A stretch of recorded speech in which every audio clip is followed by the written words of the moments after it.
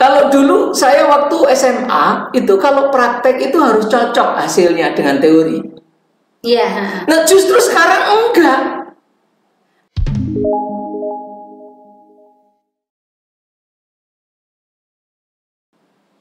Assalamualaikum warahmatullahi wabarakatuh.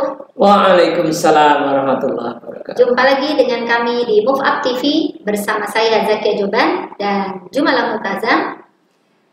Sahabat muda, video kali ini adalah lanjutan skill dasar untuk pendidikan abad 21.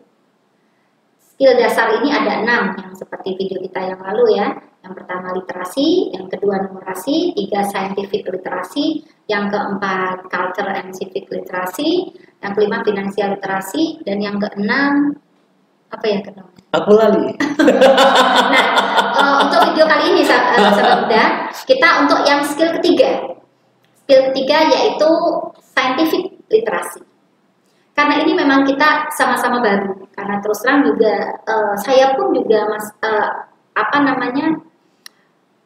kira-kira 6 bulan atau 8 bulan yang lalu saya memang mempelajari lebih dalam mengenai skill-skill pendidikan abad 21 ini.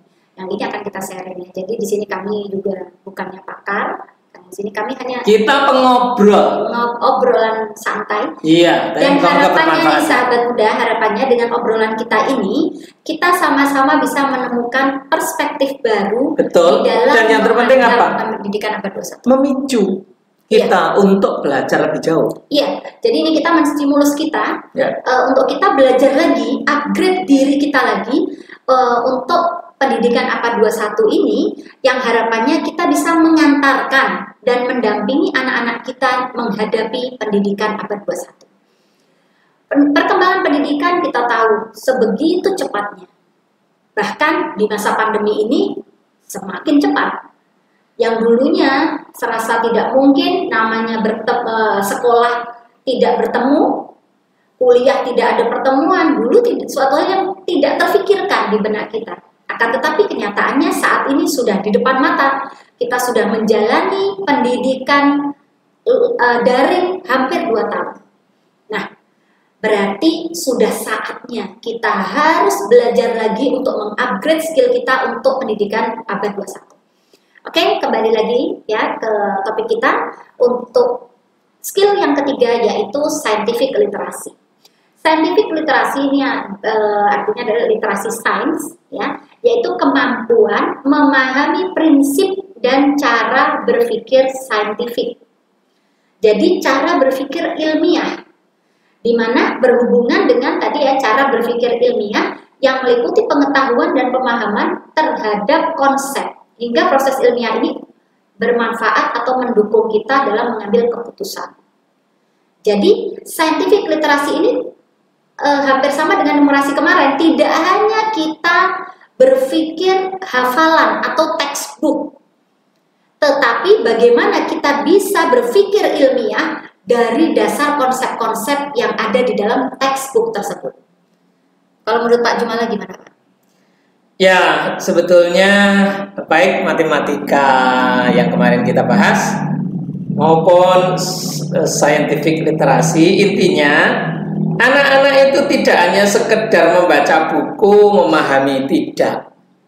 Tetapi adalah sampai bisa mengimplementasikan ilmu-ilmu itu di alam nyata. Iya. Karena akhirnya ilmu itu nanti harusnya dipakai di alam nyata. Jadi dia tidak hanya belajar teoritis, itu yang pertama. Kemudian yang kedua adalah dia mesti terlibat. Untuk belajar saintifik ini dia mesti terlibat. Dan kemudian kalau dulu saya waktu SMA itu kalau praktek itu harus cocok hasilnya dengan teori.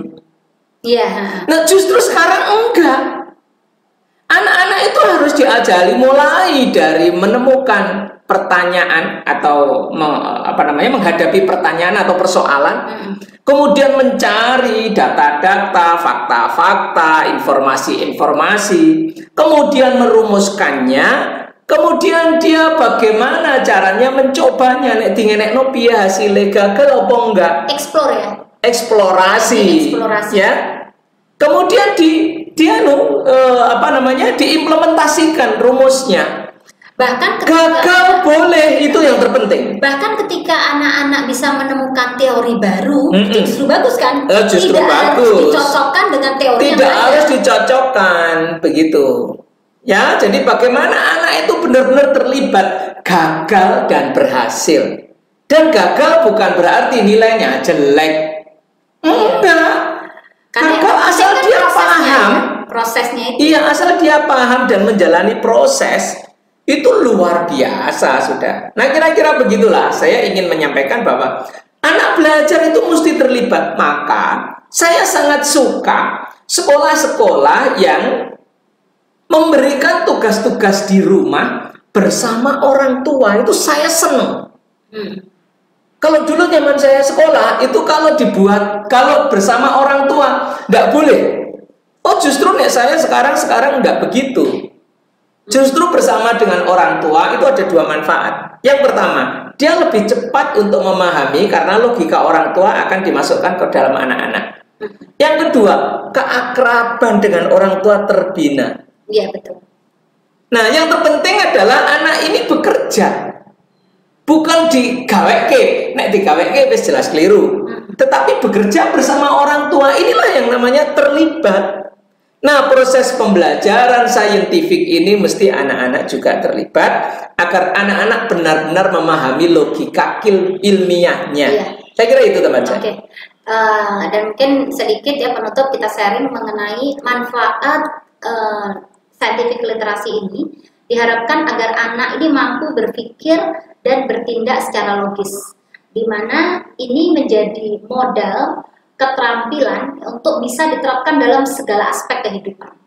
Jadi ketika anak-anak bisa berpikir, bertindak secara logis, maka insya Allah dalam kehidupan mereka bisa diterapkan dalam kehidupan sehari-hari. Dan juga anak diharapkan mampu memahami berbagai hal di sekitarnya. Dengan pola pikir tadi, pola pikir ilmiah, maka diharapkan anak mampu memahami dan menganalisa berbagai hal di sekelilingnya. Itu bagaimana? Saya tambah sedikit ya. Sahabat muda, scientific literasi ini termasuk satu di antara 3 yang kemarin saya sampaikan yang dinilai oleh PISA.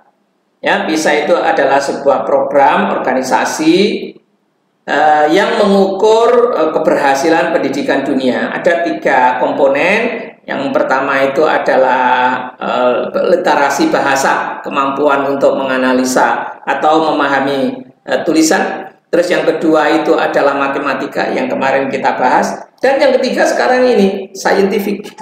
Ya. Jadi 3 ini ya Pak ya. Iya. Terus seperti apa? Saya juga masih belum mendapatkan informasi yang clear tentang hal ini karena ini masih diseminarkan juga belum jelas. Selama saya memimpin sekolah juga belum pernah mendapatkan sampling karena mereka menilai itu tidak seluruh sekolah di Indonesia, tetapi ada samplingnya sekolah-sekolah mana di Indonesia yang dijadikan sampling. Nah, itu saya juga belum pernah mengalami jadi sampling, jadi saya juga belum bisa bercerita tentang apa yang akan dinilai, bahasa itu seperti apa, kemudian matematika seperti apa, dan scientific itu seperti apa. Saya kira itu tambahan saya. Oke. Demikian sahabat muda video kita kali ini, mudah-mudahan ada manfaatnya. Sampai jumpa lagi di video berikutnya. Jangan lupa subscribe dan bunyikan loncengnya. Akhir kalam, Assalamualaikum warahmatullahi wabarakatuh.